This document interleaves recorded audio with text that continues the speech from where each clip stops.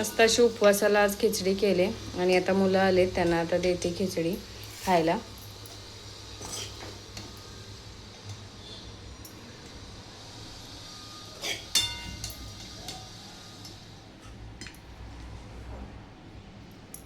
स्वराज इथं नागोबा रंग होतोय छान असा, कालच आणलाय. तर त्याला रंग दिला ना की छान दिसतो. तर इथे त्याचं काम चालू आहे. मस्त अशी पहिल्या सोमवारची पूजा झालेली आहे, बघू शकताय. फुलं जी अवेलेबल आहेत तीच घातलेत. आणि मी जरा बेल आणायला विसरली काल, त्याच्यामुळे आज पेंडीवर बेल नाही आहे, पवतं घातले. आणि आज शिवामूठ तांदळाची, तर त्या पद्धतीनं तांदूळ मी वाहून घेतलेत. सणवार म्हटलं की आपल्या बायकांना त्या दिवशी ना थोडी घाई गडबड आणि एक्स्ट्राची कामंसुद्धा असतात, कारण आपल्या घरात सणसुद्धा साजरा झाला पाहिजे. तर इथे ना देवपूजा वगैरे करून मी उंबरठ्याचे पूजन करून घेते, तसंच छोटीशी रांगोळी वगैरे काढून घेते. तर अशा पद्धतीनं घरातली सगळी कामं आवरून ना मी देवपूजेला लागली होती. फक्त जेवण थोडंसं बनवायचं होतं, ते थोड्या वेळाने बनवणार होती. पण सरप्राईज मला काय मिळालं, मी आवरेपर्यंत ना देवपूजा वगैरे हे इकडं भाजी बनवायला लागले होते. इथे बघू शकता मी छोटीशी रांगोळी काढली श्रावण सोमवार निमित्त. काय बनवताय? वाटाण्याची उसळ. वाटाणा नाही तो, चणे. चणे, ओले चणे भिजवलेले. हाय हॅलो नमस्कार, मी सुप्रिया. कसे आहे सगळे? मजेत ना? तर आजच्या आणखी एका व्हिडिओमध्ये तुमचं खूप खूप स्वागत आहे. तर आत्ताच माझी देवपूजा झाली आणि आता मी नागोबाची पूजा करून घेते. जसं की आता आज नागपंचमी आहे ना, तर नागपंचमी आणि पहिल्या श्रावणी सोमवारच्या तुम्हाला खूप खूप शुभेच्छा. आता मी ती पूजा करून घेते पटकन. स्वराजून नागोबाला ना कलर करतोय. मगाशीच तुम्हाला मी दाखवलं आहे थोडंसं, तेच आता त्याचं पूर्ण होत आलं आहे. पटकन आता पूजा करून घेते. गावीसुद्धा ना घरी देवाऱ्यावर नागोबा छोटासा पुजतात आणि मुली मिळून ना वारुळाला जातात. म्हणजे गायखूर आहे आमच्या इथं आणि तिथं ते वारुळ आहे आणि वारुळाला जातात. आत्ता किती जातात काय माहिती नाही, पण आम्ही तरी भरपूर जायचो. आणि लाह्या दूध, मग तिथं लाह्या वगैरे खायच्या, गाणी वगैरे म्हणायच्या. अशा पद्धतीनं आठवण आहे ते नागपंचमीची. तर पुढे काय होईल ते तुम्हाला दिवसभरातलं शेअर करते. छान असं आपला नागोबा रंगवून झाला आहे. किती सुंदर रंगवलं आहे स्वराजने. म्हणजे एक वर्ष मी त्याला दाखवलं होतं कसं रंगवायचं, आता ह्या वर्षी त्याचं त्याने मनाने रंगवलं आहे. छान सुंदर, मला खूप आवडलं. मागच्या वर्षी ना नागोबाची पूजा मी गॅलरीत केली होती, पण यावर्षी काय होते, खूप सारा पाऊस येतो, त्याच्यामुळे गॅलरीत न करता मी इथे ना घरामध्ये हॉलमध्ये टेबलवरच करणार आहे. त्यासाठी इथे एक नवाकोरा पीस अंथरून घेतला आहे, जे की वस्त्र आपण म्हणतो. तर आता त्याच्यावर मी पूजा मांडणार आहे. आणि त्याला पूर्णपणे कलर करून ज्याला रेडीमध्ये पोझिशनमध्ये घेतलेला हा असा नागो बाबा, ह्या आमच्या नाग्यान कलर केलेला आहे. आमच्या स्वराजचे टाळ्यांच्या गटात स्वागत. इथं ना जे काही साहित्य लागते ना नागोबा पुजण्यासाठी ते इथं घेतले आणि आता इथे मी पुजते टेबलवरती.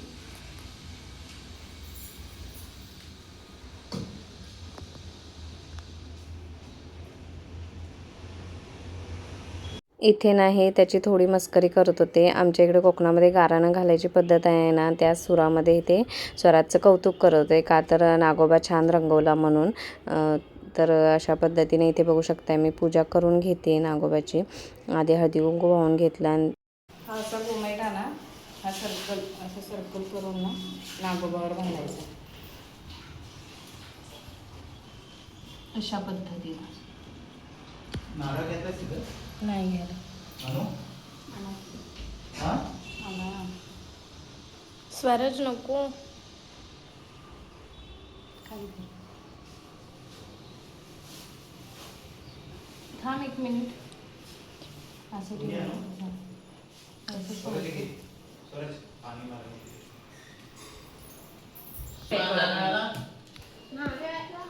तर हे जे काय आणले ना काल ह्यांनी, ते सुद्धा आता अर्पण करतो मी. आत्ता व्हिडिओ एडिट करताना माझ्या लक्षात आलं की गोमेटा हा क्रॉस हाताने घालायचा असतो. खरं तर गडबडीमध्ये ते मी विसरली आहे, त्याच्यामुळं तुम्ही लक्षात घ्या की गोमेटा कधी पण घालताना दोन्ही हात क्रॉस करायचे आणि घालायचं. तर इथे बघू शकता नागोबाला पवतं पण घातलं आणि जे काही त्याने तिरडा वगैरे दुर्वा वगैरे आणलेल्या ते सुद्धा वाहून घेतल्या. त्यानंतर फूल अर्पण केलं. आणि गावाकडे इतकं सारं काय नाही करत, फक्त नागोबांना देवाऱ्यावर पूजून घेतात. आणि इकडे कोकणामध्ये ना प्रॉपर पूजा केली जाते नागोबाची, जसं की आत्ता तुम्हाला मी दाखवते. अशा पद्धतीनं पूजा केली जाते. तर मी हे कुठं शिकले, तर मी जिथे भाड्यानं राहायची ना आधी 7 वर्ष, त्या काकींकडून शिकली. खरं तर मी हे नागपंचमी वगैरे सण साजरा करतच नव्हती, कारण सासूबाई पण करत नव्हत्या इकडे, त्याच्यामुळे.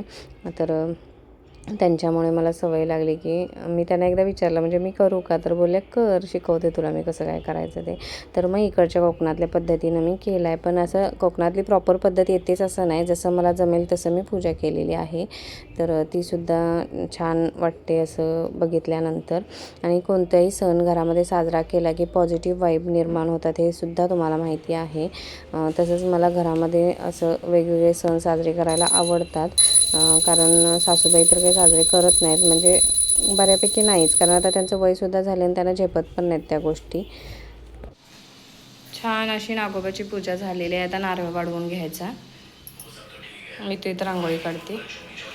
स्वराजने नागोबा कसा रंगवलाय ते नक्की सांगा.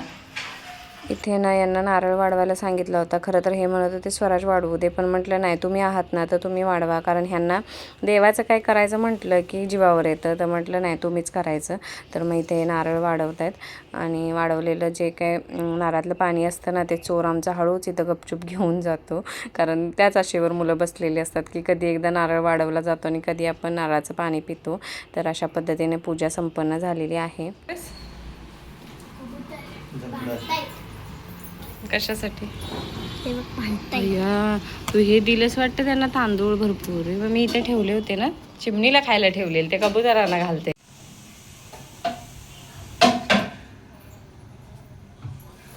आज ना श्रावणातला पहिला सोमवार आहे. तर पहिल्या श्रावण सोमवारी ना गावाकडे अभिषेक असतो.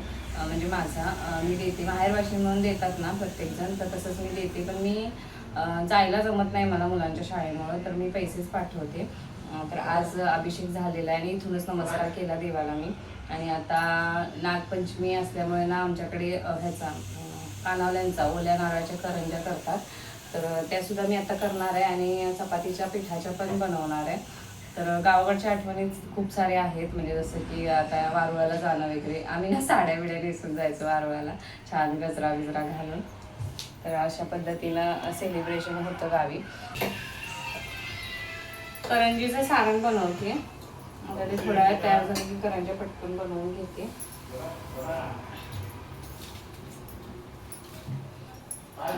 मम्मी बोलत होती की आज अभिषेक भरपूर सारे होते, कारण ग्रामदैवत पण आहे आणि बाहेर गावचे पण भरपूर सारे अभिषेक असतात देवाला. महादेवाचं ग्रामदैवत आहे ना माझं माहेरचं. तर दरवर्षी मला अभिषेक, म्हणजे अभिषेकला पैसे द्यावेच लागतात. तसंच प्रत्येक जण तिथं माहेरवाशी येऊन अभिषेक घालून पण जातात, जवळच्या असणाऱ्या. तसं आता आमचं अंतर खूप लांब पडताना चिपळूण कोल्हापूर, तर त्याच्यामुळं शक्य होत नाही. आणि ही मुलं कसं राहत पण नाहीत, मग मी एकटी जाऊन यायचं म्हटलं तर राहत नाहीत, आणि तशी शाळा पण असते ना, त्याच्यामुळं. इथे ना माझं सारण तयार झालेलं आहे, बघू शकता. आणि दुसरीकडे मी ना तांदळाचं पीठ ना वाफवून ठेवलं होतं, आणि इथे ते छान असं मळून घ्यायचं होतं. गरम गरम असतानाच ते मळून घ्यायचं आणि सुंदर असं मळलं पण जातं. त्यानंतर मग इथं ज्या काही तांदळाच्या पिठाच्या करंज्या आहेत ना, त्या करायला घेतल्या. आणि थोड्याच मी 5च करणार होती, कारण मग कोण खात नाही नंतर राहिलं की. तर अशा पद्धतीनं करंज्या करून घेते. गावाकडे ना माझी मम्मी आणि इथे सासूबाईसुद्धा उकडीच्या पिठाच्या करंज्या करतात, तसंच मिठुगळीसुद्धा करतात. बऱ्याच वेळा मी ना घरच्या तांदळाच्या पिठापासून मोदक बनवायचा प्रयत्न केला होता उकडीचे, पण कधीच जमले नाहीत, कारण घरच्या तांदूळचं पीठ ना थोडंसं वसवशीत असतं. आणि हे जे काही त्यांनी पीठ आणलं ना विकतचं, आंबे मोहर तांदळाचं असतं वाटतं, इकडं कोकणामध्ये मिळतं ते. तर त्याला सुंदर असा सुगंध पण असतो त्या तांदळाच्या पिठाला.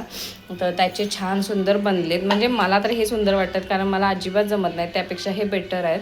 आणि ह्याच्यापेक्षा सुद्धा सुंदर बनवणाऱ्या बायका इकडे कोकणामध्ये भरपूर साऱ्या आहेत. तर अशा पद्धतीने नैवेद्य आपला तयार आहे. आणि आता स्वराज दाखवून घेईल भाताच्या 2 मूद आणि उकडलेले करंज्या. चला, इथे ना स्वराज नागोबाला नैवेद्य दाखवून घेतो, आणि नैवेद्य दाखवल्यानंतर या तिघांना जेवायला वाढून घेणार आहे, कारण मला मग चपातीच्या पिठाच्या पण करंज्या करायच्या आहेत. तर इकडे बघू शकताय आपली पूजा कशी दिसते. मी परवा तुम्हाला बोलली होती की रेनकोट एक्सचेंज होऊन येणार आहे, तो आत्ता आला आहे. आता स्वराज फोडतोय. हळू फोड हा स्वराज. फोडल्यानंतर तुम्हाला दाखवते कसा काय आहे ते. उघड, काढतो.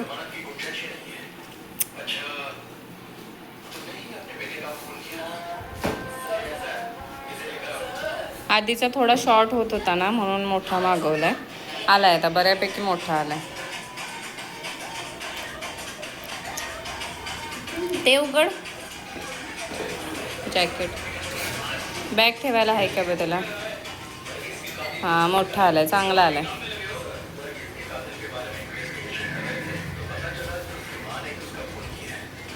आणि आपल्याला जो पाहिजे तो कलर आलाय ना ह्यावेळेस. आपला जो ब्ल्यू वाला होता तसाच मागवलाय, तसाच आलाय ना. छान आहे. घाल. बसतोय ना. आमचं बाळ खुश झालं आता. किती दिवस झालं वाट बघतोय आम्ही त्या पार्सलची. आज ना दिवसभराचा व्हिडिओ शूट केला आहे, त्याच्यामुळे ना 2 पार्टमध्ये व्हिडिओ येईल. आज हा आणि उद्या तो, अशा पद्धतीनं. त्यामुळे तुम्ही नक्की बघा. तर आत्ताच सगळं आवरलं आहे आणि सगळे जेवले. आता मी जराशी खिचडी खाल्ली आणि आता थोडा वेळ आराम करणार आहे. जी काही भांडी बिंडी आहेत ना सगळी पडलेली ती थोड्या वेळाने घासणार नाही. आता मला कंटाळा आहे भरपूर. मी ते इथं फरशी पुसते वेगवेगळ्या ठिकाणची.